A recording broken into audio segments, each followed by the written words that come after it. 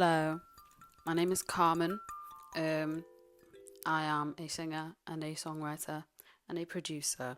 I have been feeling the need to make a series like this for quite some time because I love watching stuff like this from musicians that I like, and I just felt as though I should make my own. I've kind of taken the leap to make this because I have been watching Momus's Open University videos, and I've just found them so comforting and so relaxing to watch that I thought I would make my own kind of version of that.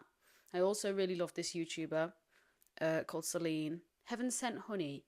I can't remember the name of her YouTube channel. Loved her stuff as well. And I've just found that any musician that I'm a really big fan of, I love watching long form videos of them just talking at length about things that they care about, things that they're inspired by, things that annoy them, anything really, or even things that have nothing at all to do with them, and just seeing their perspective on them. I find them very interesting. I also really don't like the way that artist content is made nowadays, where it's like all it really is advertisement for the music, and I think that's really vapid and really uninspired. I don't really think I've ever been enticed into listening to a musician because they have yelled at me about how much I would relate to it. I've often fallen in love with the music and then got interested in the person, or if the person has come first, it's because of stuff like what I'm doing right now with them just being an interesting person and having interesting things to say. And I can only hope that I can be as interesting as some of the musicians that I love, but I'm going to try. I thought I'd start this series off by just talking about identity and talking about musical identity, artistic identity, any kind of identity really, and the impact it's had on me and the battle I've had with it for a really long time. Actually drink the drink that I made myself, because that would be a waste.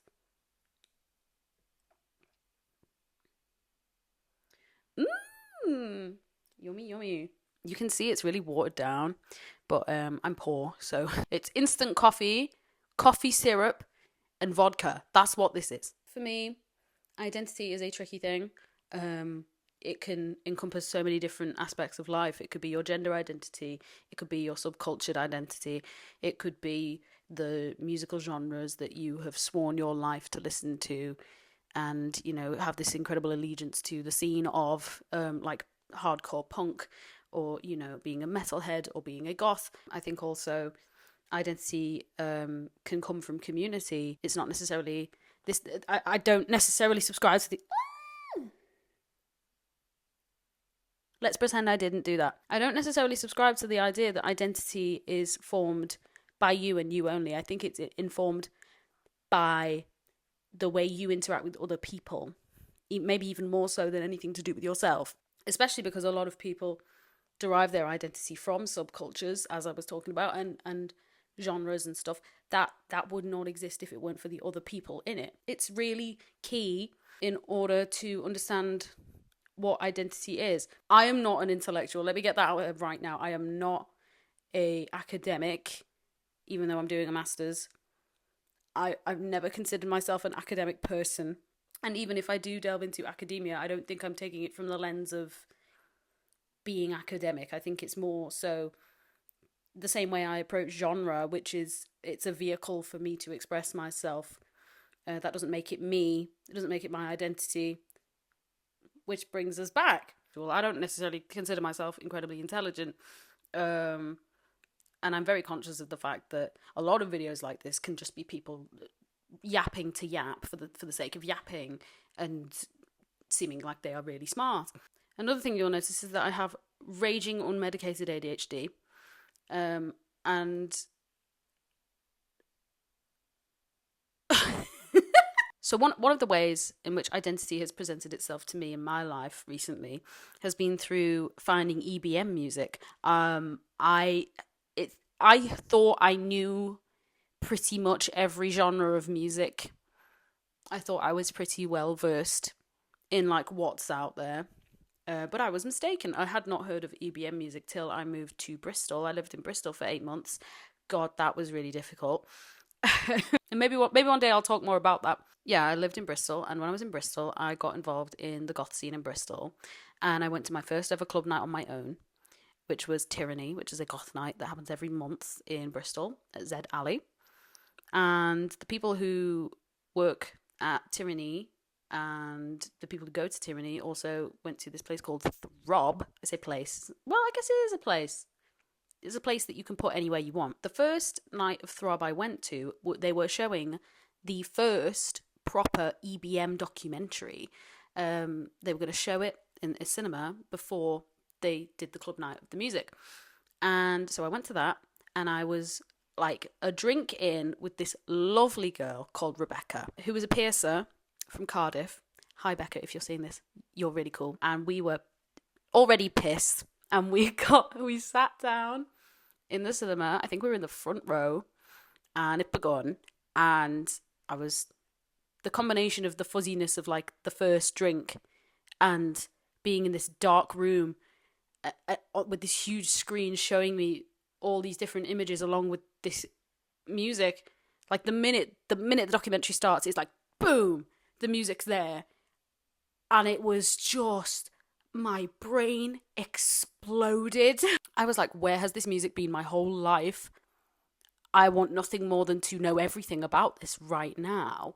And I basically fell in love instantaneously. It was so invigorating and so intense and so beautiful. I'd never heard anything like it before. It was this like crossover where post-punk, industrial, proto-dance music was like blending together, because I couldn't quite just call it industrial music because it had this consistent, repetitive rhythm that was driven by the bass and the drums, that it felt like it was just the early blossomings of what would become techno music. It's just so good. Through that, I felt so massively affected by it and so in tune with everybody in the room who was also like deeply in love with this stuff, that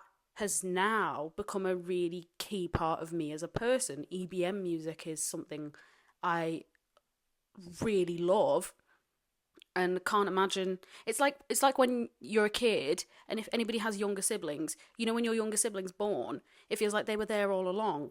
That's what it felt like. It felt like it's been in my life forever. And I think maybe that's what identity is things that feel like they were always the case about you and about your life. Rebecca herself, she had a scarification, and if you don't know what scarification is, it's basically where an artist will scar a pattern into your skin. But she had scarification done of this cog, which is like the universal symbol for EBM music. She was so in love with this stuff that she had it permanently, not just tattooed, scarred into her skin. And I think that's also like a really good vessel for understanding what EBM is about, because it's so physical, it's so visceral, it's at times violent, but it never feels scary. And if it is scary, it's the kind of good scary, like the I don't know how else to explain this, but the kind of like BDSM scary of, oh, this is exciting, not I'm scared for my life. So that's through like genre and community. But there's a lot of other things that come into it. A lot of people are very, especially nowadays, incessantly demanding that you figure out your colour scheme and your aesthetic. How to figure out your aesthetic. This is how you decide what your vibe is. You make a Pinterest board and then you just look at a bunch of stuff you like. And it's like, yeah, it's not a science. It's very much just you going out and living. I found that most of the biggest parts of my identity are things that I've just happened upon, things that I discover and then just keep doing. There's also a sense of identity through history, identity through your family history. And a lot of people kind of cling to just kind of ethnicity is a big part of it, or where you're from, and culture through that sense. And I could talk about that a lot. My mum's side is Spanish Romani, so I could talk about that. But at the same time, it wouldn't feel genuine to say that that's massively impacted me and my identity, because I have barely any ties to that side of my family in terms of culture. I can pay homage to it, and I often do through the way I dress. But at the same time, it's not like I couldn't say that informed my identity as a person. At the same time, though, when looking at family, a lot of young women's first memories of self-discovery are through playing with their mother's makeup, or looking at the way their mother dressed, or the way their mother did their hair, or their grandmother did their hair or their makeup. I've found myself falling into a lot of the similar habits that my mum and my grandma do in the way that they dress and the way that they do their makeup. Like, for instance, my grandmother, she still does her eyeliner like in a very 60s kind of fashion, where it's lining around her entire eye very tightly.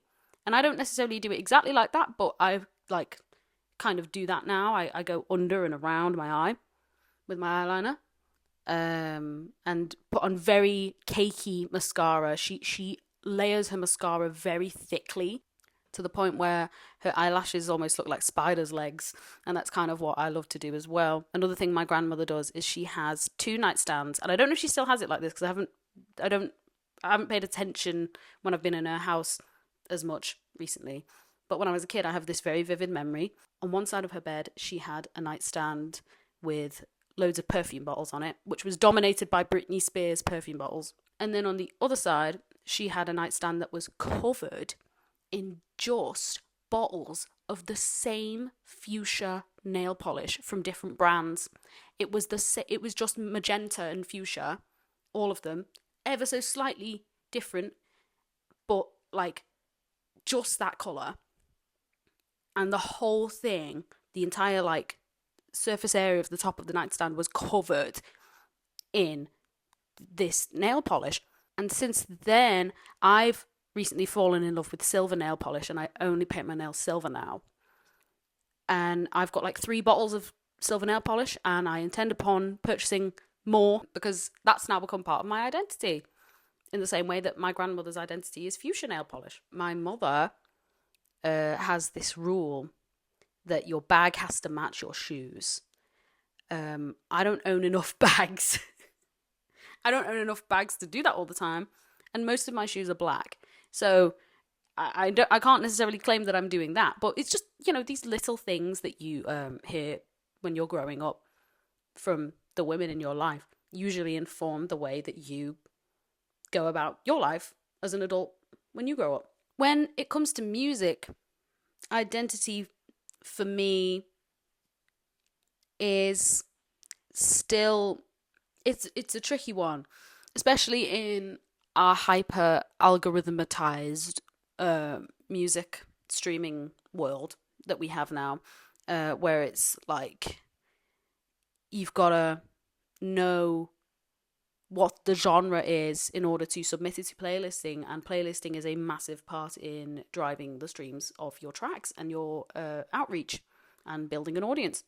So it kind of shoots any non-extremely conforming to a genre artists in the foot, because it's like you can't just say, oh, I'm Karman and this is my music and I love all these different genres, and there's so many different genres in my album, I couldn't possibly tell you what genre it is. You have to pick one. And you can't pick it per song either. If you're submitting an album for playlisting, it's the whole album. You've got to be like, this is the genre of the album. And if you've heard my debut album, I wouldn't even know where to begin. I just refuse to submit to this idea that genre is the identity of you as a musician, that you are a metal musician, that you are a pop musician. I can't put myself in those kinds of brackets. 1, because I already don't operate in one genre, and 2, because I intend upon getting even more adventurous as time goes on. I've got so many aspirations of all these different sounds I want to explore, and how many worlds I want to explore.